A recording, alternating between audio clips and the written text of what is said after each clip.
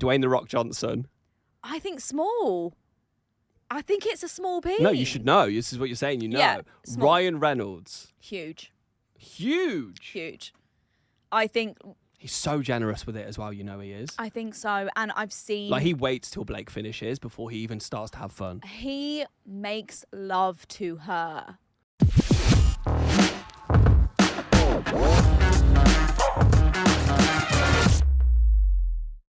Welcome to the What Would You Do podcast with JJ and Nimi.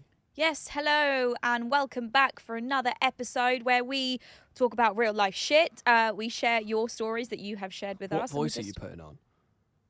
It's like a intro. It was like an energetic. Yeah, I know. That wasn't even you. I don't know who I sat across from then. This is the voice I put on when I host other people's podcasts. Yeah. Yeah. Like, just like, hello and welcome. It was like game show host. Yeah, for, I for a felt that. moment. I felt that. Yeah. Yeah. Maybe I just upped my energy and you tried to match it. I tried to do that every morning on the radio, to be honest. Yeah. Like JJ's energy levels were like 100 and I was like at 2. Yeah. And I would try to come in at least 40. No, but then you could be consistent through the day and go for meetings and do extra bits and pieces. I was literally like a corpse lying naked on my kitchen floor just trying to catch some cold. Yeah, so you blew your load I too early. properly prematurely ejaculated my day. Yeah. In the radio studio, in Ajman. In Ajman, just blasted everywhere. What a time. That feels like a lifetime ago, by the way. I'm so done with it, though. No, like, I can't even remember. Like, there's so many things, like, you block out through trauma. I feel like I've blocked out radio life. Yeah. And a lot of people, if you're listening to Nimi just say, block out trauma, it might be like you literally worked for 4 hours a day. At times we worked for 2.5 hours and pre-recorded the last hour and went home. That's fine to say now. Yeah. But it was at times very traumatic with other personnel around. It was intense. Let's not get into that. But today's episode, we got a right romper lined up for you. Why did I say that? I've never heard you say that word. I hope I never hear you say it again. I don't think I've ever said romper What a before. romper of a day. Wow. What a romper of a show. Back to back. Packed. Okay, Nimi, reel it in. Let's go. I found a great thread on horror stories with mother-in-laws. Now, look, I think that no matter what background you are, no matter what culture, no matter who you are, mother-in-laws are demons. Why is that? It's horrific. I'm very lucky because my mother-in-law is a normal individual. My mother-in-law is the sweetest human being I've ever known. I go round there and I'm looked after as if she's like this perfect stereotypical grandma. Yeah. I wear clothes. I put them in. She's like, "What should I do with these? Put them in the washing basket. I'll sort that out." Aww. And then the next day, everything is ironed, folded perfectly. My socks are ironed and folded like perfectly, just ready to be used another day. It's honestly amazing. I've never experienced anything like it. My mum did wash in and she was amazing, but the detail, the devil's in the detail, mum. You married right. Because also, like, that explains why Catherine's such a lovely person. Yeah. Deep's mum is so sweet. She's also, like, such a motherly mother. I just have never lived in the UK and never really, like, got to engage much with my in-laws, but they're the best. So when me and JJ are talking and giving our thoughts on mother-in-laws, it's kind of biased because we're very, very lucky. Stepmothers, on the other hand, is another avenue we can go down another time. You've had messy stories for days. Yeah. But we'll move. This is not about that. Okay, let's save that for the next episode then. But horror stories when it comes to mother-in-laws, a thread. This is like mums that are just so protective of their kids. So protective of who the idea in which they want their child to be with. Yeah. And when it doesn't match to that standard they have in their own head, then they're just evil biatches. They're horrible. Yeah. But it's also like a controlling, territorial thing for mother-in-laws, I feel, especially who have like mummy's boys. They just like think they own the boy, and so when another woman comes into the scene, it's they're like scared that they're going to steal the guy away from, like, the son away from him. Exactly. Okay, evil mother-in-law stories incoming. During the vacation, I lost my birth control and couldn't find it. When we were packing, birth control as in pills? Yes. Okay. I was going to say she lost the coil. No. Messy. Definitely have to look for that.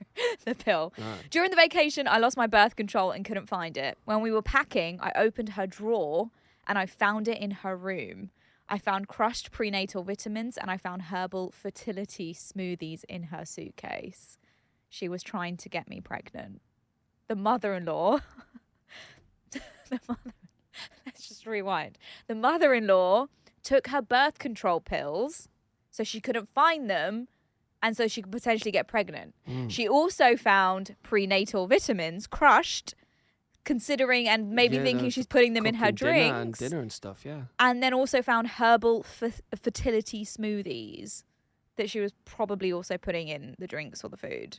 Mums, when their kid is old enough, like mum and dads just want a grandkid so badly to the point they're going to steal birth control pills, other stuff, fucking shove it up her nose, pretend it's whatever else, that you're having a good time with your family, but actually you're having fertility powder. Yeah, exactly. Do you know what I mean? Exactly. It's just messy. Like, I just think this is just a bit too far. Yeah. Okay, another lady said, my mother-in-law showed me pictures of my husband's ex-girlfriend the first time we met and compared me to the ex in every way imaginable throughout the dinner. Oh, Shanice wouldn't have done that. No. Oh, Shanice would eat that meal. Yeah. I'd hate that. Oh, Shanice so would have much. cleaned the dishes. Yeah, I'd hate that so much.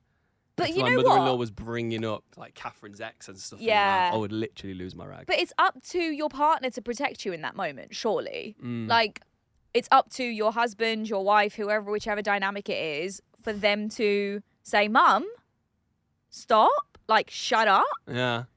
Have you ever had a scenario with your mother or father-in-law which was just a bit like, oh, have you literally never had anything? No, I'm super, super lucky. But, like, I know my mum and my partner are super, super close, right? My mum is so involved in our lives. She loves him so much. But, like, even she's been staying at ours for the last few weeks, and she'll like, oh, perhaps you should do this. Perhaps you should do that. And I'm like, I literally like say to my mum, let him do what he wants to do. Like giving career advice and stuff. Yeah, like career advice, like financial advice. Like, why don't you own your own dental studio? I'll invest. You don't take all the equity. I just want to see you succeed. That is actually her. It's scary how well you know that. But yeah, luckily I've never had a scenario in my life, but I know friends who've gone through like hell when it comes to their mother-in-law. Spill the tea. So like when it comes to like building a new house, so my friend, literally one of my bestest friends, they invested in a brand new home. They were redoing the whole home back in London.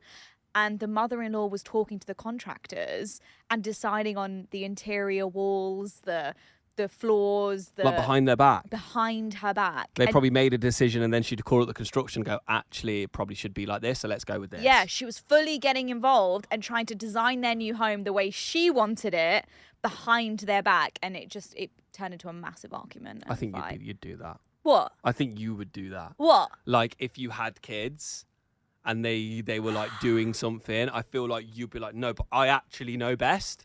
So you do whatever you want to do and make your little decisions or whatever, but I'm going to have calls behind your back and actually make your home look nice. Well, listen, if I've invested in it and it's my money, I get a say. If it's not, then I'm going to back off. But I'm never coming round again if you don't take my opinions to how the wall should be. Yeah, I'm disowning you and you're out of the will. But yeah, mother-in-law, I mean, we can't really contribute to stories because we're good. We're good. Next time, get it out on Instagram. What? As well. Get more on Instagram.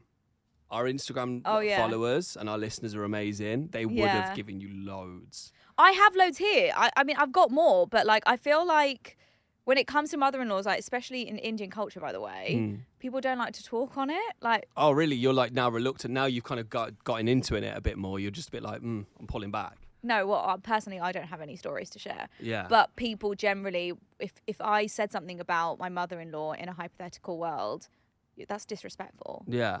Whereas some people are just going savage in on this thread, which I wouldn't. But I would just say keep a distance with your mother-in-law.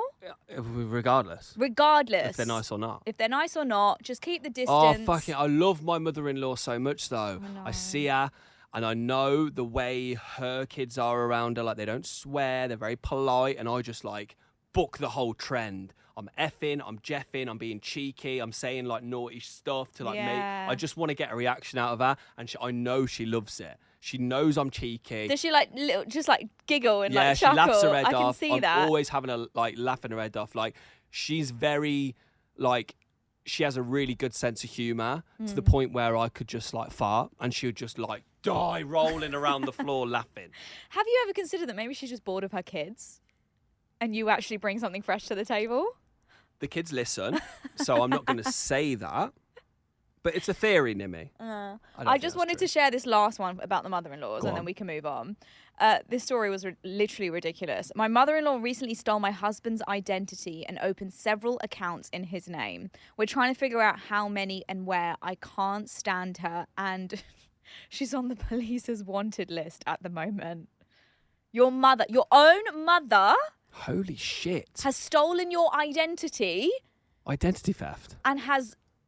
That movie is great, by the way. I haven't watched it, but I know it's it exists. Very funny. Is it actually, though? It is so I love good. Jason Bateman. Even last night, I went on Netflix and I just typed in Jason Bateman. He's just very to funny. See what's in there. But Melissa McCarthy is hilarious as well. And them two together is just beautiful. But back to this story. Yeah. She stole her own daughter's identity. Her own son's identity, used his name to open many bank accounts across the country, and has stolen money from the bank, essentially got out loans. It's like Catch Me If You Can. It is. Wow. But imagine your 60, 70-year-old mum on the run. It's just not ideal, is it?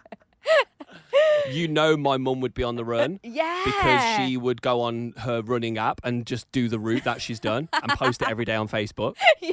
So you know exactly where she was at all times. Your mum gives me running away vibes. My mum gives me every single day. She needs to tell us what she's doing on Facebook every single minute, from the routes that she runs. Did 5K today, PB, checked in to the hospital. Everyone commenting like, I hope everything's all right. I hope you're fine. Like, no, I actually work there. I'm just checking in. I'm just checking in to work. I love it. That's the kind of needy individual that she is. But welcome to the show. Welcome to What Would You Do podcast, where we essentially bring on your stories. We find stuff online that we think you'd enjoy, but also you're a massive part of this.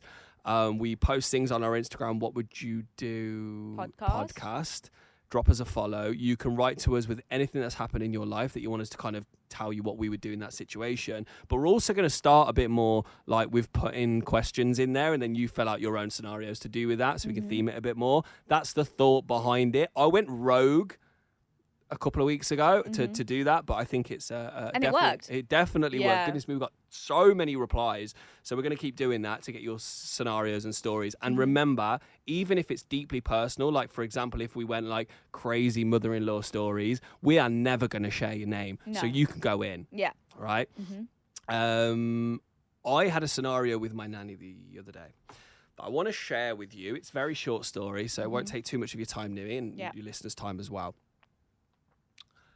I got home after work. Catherine was not home yet. I was playing with Phoenix, and I had this new routine where I kind of like run to the right, run to the left, run to the right, and he's just like cackling, dying laughing. I'm like the funniest person on the planet to him in that moment. Yeah. And I was like, fucking, this is amazing. Yeah. I got a bit hot, and like I'm like a toddler. If I get hot, I have to just fucking pull clothes off and just walk around, just try and cool down. Yeah. Had the aircon on, it wasn't working. I was in my t-shirt, I was in my pants, and Catherine gets mortified if she sees me walking around the house in like wrapped in my towel, or because our nanny now lives with us. Oh, She's I didn't there. know she lives Yeah, with she you. moved in with us, so she's there 24/7 essentially, which is amazing. I love it. So I was walking around in my t-shirt and my pants, and then Catherine walked in, and she like pulled me over and went, JJ, you're in your pants. And I was like, yeah, so what?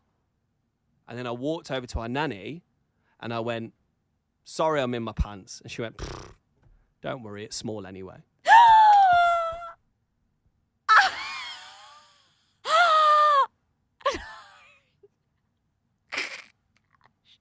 She violated you in your own home?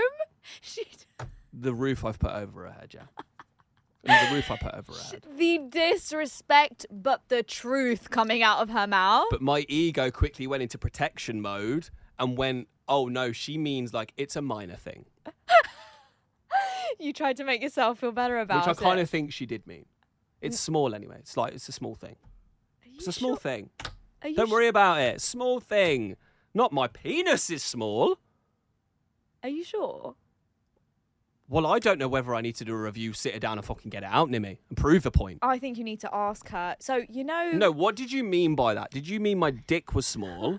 Or did you mean it's just a minor and you don't really mind that I do sometimes walk around in my pants?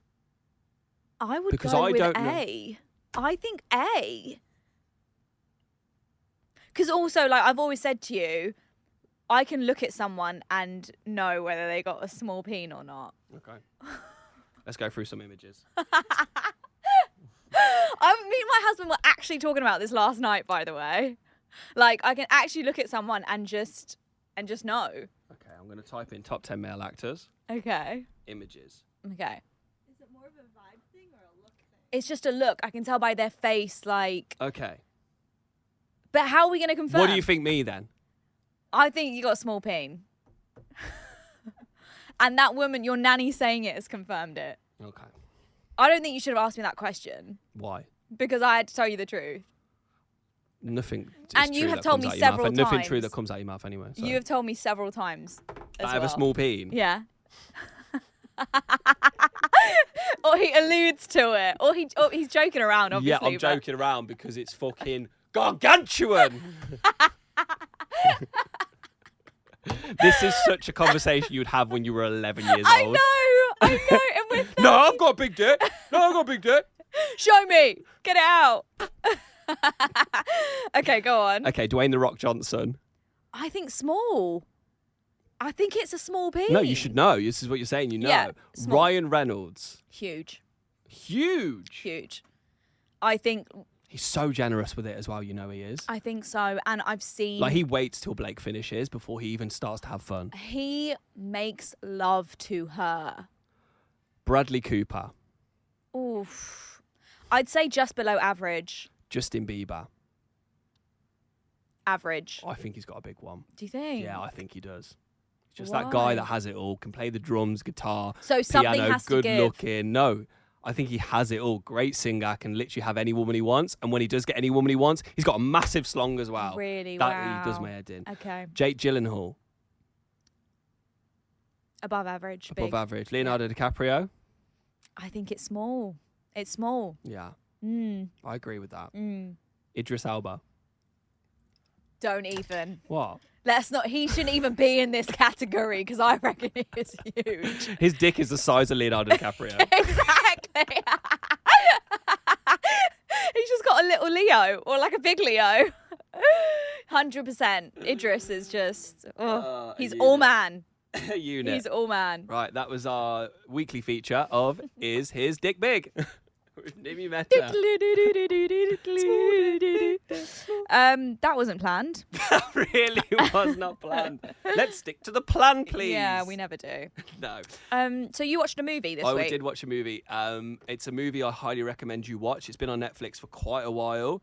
It might have put people off because it's Spanish, but Right. it does have English subtitles. You can do, like Squid Games, you can have English dub if you want, but I would recommend watching this film, Spanish language, English subtitles, just so you can really get the emotion of the show. Okay. The show is called The Platform. Dun, dun, dun. Platform is if it was an English film, it would win every single Oscar out there. It probably already has won loads of awards. But what is amazing about it, the premise of it is that at the start of every day, there's platform 1, 2, 3, all the way down, slowly, all the way down to 250, I believe it is. There are 500 people within this prison, 2 people per floor. Wow. And basically, at the top floor, at floor 0, there are chefs, Michelin star chefs, all cooking this incredible banquet of huge table of food. And then basically, depending on what floor you are, the food goes down a level. And then after a couple of minutes, it goes down another level. Everyone gets to eat and goes down. By the time it gets to like level 50, all the food is gone. So the next 200 levels, like people are fighting, stabbing each other, like going mental because they're not getting food, even though they prepare enough food to fill everyone perfectly every single day. Wow. But Okay, the greed at the top filters down. By the time they get to level 50, there's absolutely no food left.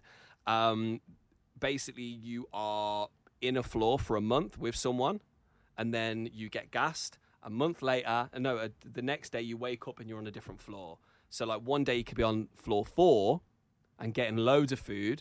The next day you could be on floor 177 and you're there for a month. So like on level 4, you're all having a feed. You're getting on with your person. It's all a good time. Are you always with the same person? Always with the same person until one of them dies, and then they replace and get someone else in. Okay. If you are on level 177, you're starving to death for a month. You're not getting any food whatsoever. So people start looking at the other human as Food, essentially. Yeah. Wow. Each person, before they enter, get to bring something in. What would you bring in? Oh, like as in a personal item? Anything. Bring in one personal item. What would you bring? Some people brought rope, whatever. Rope? Yeah, someone brought rope so they could try and climb up. Didn't work, but Oh, interesting. What would I take? I would take hydration tablets. fair. Yeah. Baraka of the such. Yeah. I would take a fucking machete. Oh, really? Yeah. So the main character is just this really nice dude, really cares about people. He took in a book just to pass the time, like just a nice guy. He's partnered with some really old guy. He'd been in there for about 6 months. He had 1 month left to serve of his notice, or 2 months left to serve his notice. He's going to be out. They started at level, I believe, 36 or something. So they were getting a little bit of food, but not loads, but enough to feed themselves that one time, every once a day. They're getting on, they're having a good time. The guy asked the old guy, like, what levels have you been to? And he's like, I've been to 177. My other guy didn't make it. So basically the old man had killed the guy and ate him, essentially.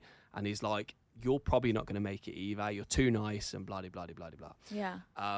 They started off at 36, and then the next time they were at like 143. So then he was sleeping with one eye open. Actually, no, he went down to a level 143 because they gassed them and they wake them up. He woke up. He was tied to the bed. The old man had woken up first, tied him, and went, I'm really sorry, but this is how it's got to be, basically. I'm going to do a good thing. I'm not going to kill you, but I'm just going to peel enough bits of flesh off you that we can both eat. You can eat a bit of you, I'll eat a bit of you, and we'll get through this to the next month and then see where we are. This is just how it has to be. Guys, this is horrific. It's an amazing, so good. It's incredible. Once every month, going down, a lady jumps on. Doesn't matter what floor she's on. She jumps onto the table on the platform. On the platform, and then slowly goes down per level. Just goes down and down and down. She says she's looking for her son. And it's just like, there's surely no kids are here, but she's like, I'm looking for my son. She's a bit mental. She's really pretty. Yeah. I literally went in and I went, fucking hell, she's well fit. But Even though she's she's a psycho. psychopath. Yeah. And I just said it out loud, and I was sat next to Catherine. I'm like, I'm really sorry, that just come out of my mouth. But she's stunning. Oh, She's wow. flawless. But like, so she's not part of the floors? Yes. So every day, she once a month wakes up, and she might be on level 3, but she will literally sacrifice food to sit on that table and slowly go down. Oh, to so try you're and find, allowed to? You can do. You can go down. Of course you can. You can't go up. Because you can only go down. So you're going down, and the further down you get, the more desperate people are. So people are like grabbing her off the table, trying to kill her and stuff like that. So she has a knife and is just stabbing blokes left, right, and centre to get down to find her kid. Okay. How long do you think you would last on a low level with no food before things take a turn for you? Well, like, I went off sugar last week, and I went on to... What? What's so funny? That was not the question. No, I know. You have no food, Nimi. You're not on a sugar deficit. No, I'm just telling you, after my holiday, which I had indulged a lot, I got back to Dubai. I said no sugar for me and liquids only to just cleanse my body. How many days? And guys, I got a massive migraine within the first hour. Okay. I was struggling. You would be killing the man in the platform within an hour. Like, is this what you're saying? As soon as the dong or the bell goes off, whatever it is, you're shanking him and you're eating. I'm in. You're having a feast. I'm in, and I'm vegetarian, but I'm going to eat meat. You're going to eat. So you would probably kill the person straight away as soon as they wake up, stab, pulling out flesh, eat. Because there's just no harm and then you probably eat so much that there's no flesh left on the bone, and then you've still got 3 weeks, 6 days left. And I'd use the bones as my weapons. Wow.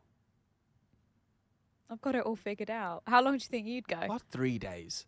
Yeah. I'd probably give 3 days. There is water there, so I'd probably just drink as much Oh, water so as there I is could. water. There's water. Drink as much. That's why the hydration tablets I rolled with it. You Yeah. could roll with that if you want. But I would probably go 3 days before I start looking at you as a bit of poulet. Do you know what I mean? Yeah, A bit wow, of chicken. interesting. Wait, I actually really And want to what watch this part movie. would you cut out first? What would you go for? Like where are you going? Oh my god, I've got I'm a so juicy much. piece of meat. What do you want? What do you want? I've got so much. I've also got, like, I would say maybe my bingo wings. Not you're gonna eat your own. Oh, okay. No, I'm telling you, if you were stuck with me, go for my bingo wings first. Why? There's flesh there. Not really. Yeah? I think I'd go. I'm not answering that question. Go on. No, say I'm not it. going to answer that question. Say it. I'd go for your fucking eyebrows. There's fucking so many of them. I could feast them. It's like a haystack. If you want a bit of a crunch, I then would, yeah. if I was to give you a body part, I'd go for my gargantuan, Nimi. We discussed it earlier. That no, is go for my horrific. bum. Go for Okay, my your bum. bum. Go for my bum. Where did the old guy go for first on that guy? He just went for a piece of his leg and just cut into it, pulled it up, and then was Wow. like, "Here, eat it." So he was going about it in a nice way. Oh, but then, so basically, the lady came Don't down. give me any spoilers though, because I want to watch this now. Yeah. It's a fucking wild film. You have to let me watch it. Yeah. Don't say anything. Been But out for ages. It's like me spoiling the Titanic. but I think you have to be in the right mindset for movies like this to watch it. Like, you know, you're always in a mood for like a comedy or a rom-com or like an easy watch. But like, you know, Interstellar, these kind of movies. You need to Catherine be- still can't I get don't get Interstellar. Yeah, she Interstellar. doesn't get it at all. The time thing, the fact time slows down, but then time passes so quickly on Earth while you're up there. Like, she just can't get her head around it. It's not fact, by the way. It's just a theory. It's Einstein's theory that Christopher Nolan is embodying to create this film. It's not fact. Have you seen The Big Short? I have. I loved it. And Catherine So- hates it. So there's a lot of finance stuff involved there and understanding exactly what the banks and stuff were doing. But the fact Margot Robbie does explain things from time to time definitely helps. Yeah, but it's really confusing to me. Another movie that I just can't keep up with. And I remember we were watching it during lockdown once when I was in London. I got up and I left the room just to go get some food. And when I left the room, apparently my mum turns to my partner and she goes, some people can't withstand movies like this because they're just all about the glamour. And Not wrong, though. yeah, and he told me that night, and I was like, she's kind of got a point. Hang on. Where's the yeah, makeup? I can't keep up with movies No. like that. I want Devil Wears Prada. Exactly. But I do want to watch The Platform. I think that's really interesting because it's like the human psyche of what it makes you think, what would you do in that situation? It's an amazing film. I haven't spoiled anything. okay, good. That's just like, I basically give you the first potential 20 minutes of the film. Mm-hmm. So much happens. It's incredible. It's like, I'm sure it's won all the awards Yeah. possible, like best film with a different language or something like Yeah, that yeah. in the Oscars, because it's like that good. Okay, wow. I'm looking forward to it. The ending pissed me off. But that's I've it. heard about the ending. The ending kind of like, Leaves you just how a bit. do you finish? I thought I had an idea of how the film was going to finish, but it didn't It go didn't that way. really finish at all. It's like a Game of Thrones ending. Yeah, yes. Bit meh. A bit like, what the fuck have you just, you struggled. Yeah. As writers, you struggled. Mm. Game of Thrones? No, I think. Well, yeah, I didn't like that in Game of Thrones, but the platform, I think it had a good ending. Really? Jasmine said the platform had a good ending. I have to repeat what she says Yeah, just in case you didn't can't catch it. hear. But I liked it. I just think it could have been. I hate films Mm. that don't give me 100% resolve of everything else, of everything that they've kind of opened up. I Right, want so all loose ends tied. In terms of they could be a platform too. I don't think there can be a platform too. Oh, okay. So they didn't leave it hanging in that sense of No. like what happened. Yeah, there's no like resolve in that sense, but Yeah. like it was on its way to something resolving, but then Okay. They cut it. cut it. Because Yeah, they leave it to your imagination, no? exactly. Yeah. And I think I know what might have happened, but I don't at the same time. But But you- I highly recommend you watch The Platform. If you have Netflix as a streaming platform, get it. Mm. I was going to say get a friend's password, but I don't even think that's possible anymore. I'm not sure because loads of people share my Netflix right now. So Well, hey, maybe it it's might fine. still work. Maybe it's fine. DM me if you want mine. Yeah. Right, moving on. A what would you do scenario. This is where you get in touch, send in your anonymous stories, situations that have gone on in your life, in your social circles, family, friends, whatever it may be. We share the story and tell you what we would do. So, My friend insisted to put to test my boyfriend's loyalty through social media. I told my friend there was no need to test his loyalty, but she kept on insisting and did it anyways. I know where this is going anyway. And she was right. She sent him a text online and asked if he wanted to talk or was horny. He responded, both. Ultimately, he asked her to send a picture of her. I feel sick. I don't know if I should even talk to him about this or just break up with him. Why would he talk about our future together, marriage and children, tell me about his family, let his family see me, then do this? And actually, it seemed like my friend was also enjoying the conversation too. 100%. That's where I thought it was going. What would you do? The friend has an inkling that maybe the boyfriend fancies her, and she wanted permission to find that out for a fact herself. So she made this whole scenario like, let me see if he's faithful. But actually, the girl wants to find out if the boyfriend actually likes her. So you think the best friend's agenda was not good? It wasn't like pure? I don't think it was pure. I think we've not finished this story. Like the film The Platform, this story is not ended. Yeah. I think that maybe at some point down the line, the boyfriend and the friend are potentially going to hook up together. Yeah, I do. I genuinely think. I thought that's where this was going. Oh, okay. No, there was no resolve. She's just like, what do I do at this point? Because now I know that my boyfriend fell for the bait that my best friend put out there. It was so low hanging fruit. He really went for the easy, quick option. The guy in that moment, if this happens to you fellas, have a wank. Yeah, don't do it. Just don't engage. Get that post-nut clarity that you feel like you may need, and then make your decision. Is that really a thing then? Post-nut clarity is 100% a thing. Really? 100% a thing. So talk to me about the thoughts and the crazy things going in your mind. It's just testosterone running through, okay, like a level of horniness running through your body. And then you nut. Yeah. And then you're like, I can make a decision now. Decisions are clearer. I can see clearly now. Do you know what I mean? Interesting. Okay.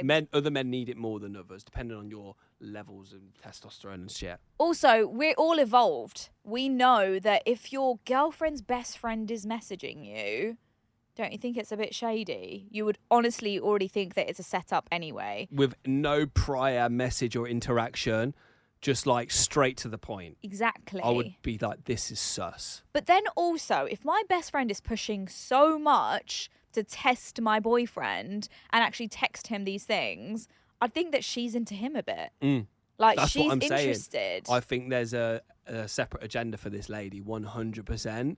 But I'm just trying to think, what would I do in that situation if one of my mates was like, let me message your missus and see if this is real. See if she would take the bait. And then I find out she did take the bait. I personally, in the first place, wouldn't allow my best friend to get involved. If I really want him to take bait or test him, I would just set up a fake account, okay? Fake pictures of like a really hot, sexy girl, DM him these kind of things, and do it my way. I wouldn't get a third party involved. That's the first thing. There's a lot more levels to that than just getting your mate to do it. There's a lot more prep, and I hate doing all the prep. It's just a lot. It's a lot of effort. My mate wanted to. But then also the girl in the relationship probably isn't 100% into the guy if she thinks, is he actually fully into me? But maybe she genuinely thought, she said to her best friend, yeah, go do it, because she really trusted. That's my man. Yeah. Yeah, try it. He would never do he wouldn't that. even dream of it. And Yeah. literally one message and he was like, yeah, sound on both. I'm horny. Horny, thank you. And did you not think it was going to get back to her? You know what, though? I mean, post-nut clarity, he didn't have it. I've watched a lot of movies where it's always like, well, I mean, we're talking about Obsession. Remember Obsession that we spoke about in Episode one of one. the first episodes?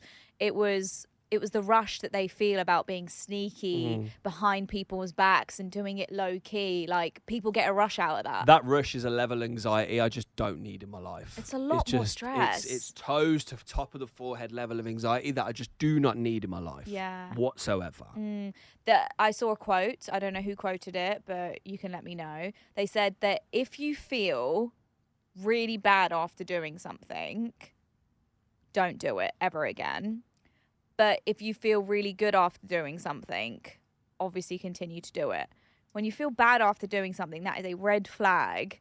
Even though it felt good at the time, but straight after you feel shit about yourself, never do it again. And that goes for everything. That goes for everything, not just cheating on your partner. When did you last do something and go, that didn't feel good, I'm not doing that again? So I hosted. I'm not going to name the client, but I did an like hosting gig for someone. This is so relatable. Keep going.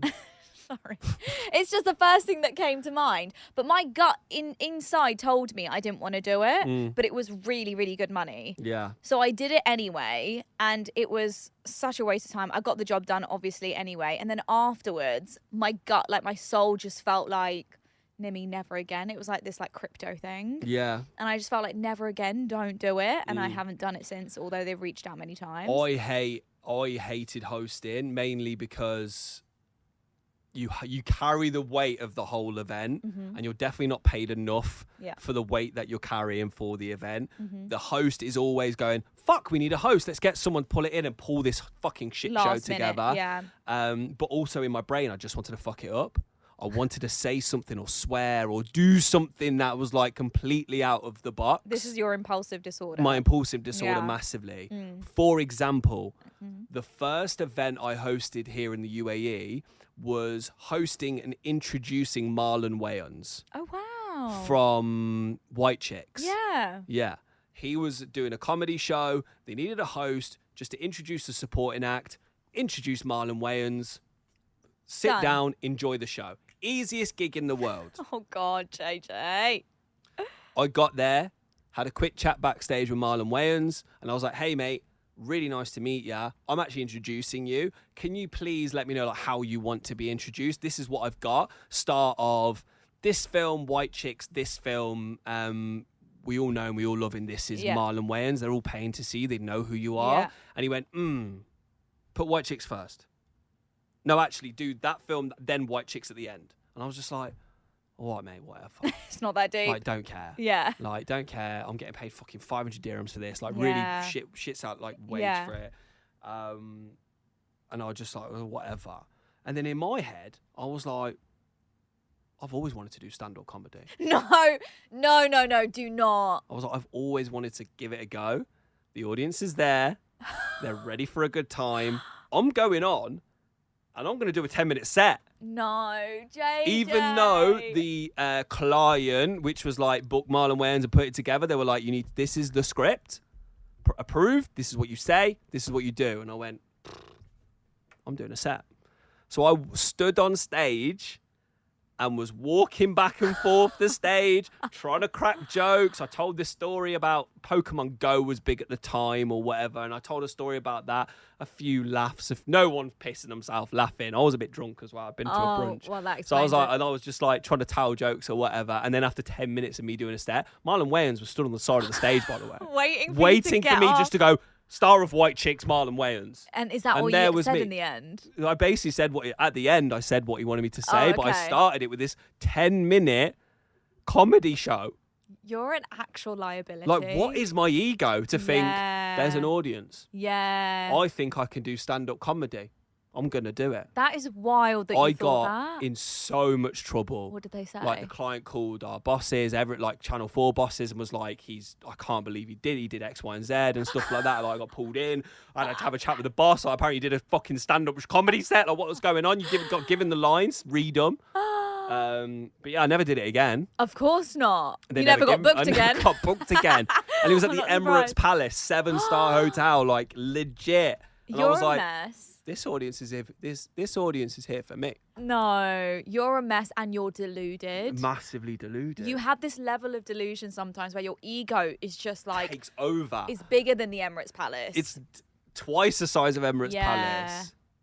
and this is pre-refurb. They've had a refurb now. It's nice. But like, I'm glad you stuck to you. You did you, boo. I did me, boo. And Marlon Wayans, I mean, came on afterwards. It was a great show. He was Who the hell amazing. was this guy? He was very, very funny. Yeah. To be fair, but I did lube the audience up. But so then after doing that, you were like, I never want to do that again. Like you felt it was against.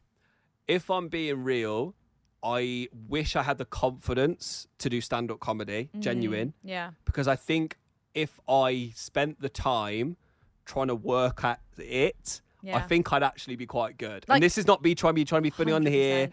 Like, this isn't quick-witted stuff that might come out of my mouth, but actually sitting down and telling stories of my life and finding a good out and stuff. I genuinely wish I had the confidence, the time, the 10 years run up to even trying to make something out of it, to do it. I know I never will, but I think I would have a good time doing it if I actually tried. It's hard being a comedian. Your only goal is to make people laugh, and when people don't laugh, I would honestly cry. And it's hearing the stories of the shows before you're massively famous. Like, when they're massively famous, people are there to see them. Yeah. Easiest gigs in the world. But all those little pubs and clubs and oh my god. my ego couldn't take it. No. I'd go home crying every night. Yeah, I'd quit every lot. day. It takes a lot. It's not for me. Yeah. Well, it's a good thing no one gave you the opportunity to be a stand-up comedian. No one cares. Yeah, exactly. And that's why we have this podcast, because no one else will book us. Thank you for listening to the show. Make sure you follow, like the podcast, leave us a review on the Apple, Spotify and all those places, but then also subscribe to us on YouTube. Our full video is up every single week, so please do drop us a subscription. Yeah, and don't stop sending through your stories, your scenarios to us on Instagram at What Would You Do Podcast. We will share them on the upcoming episodes. Thanks so much. Sayonara. Goodbye.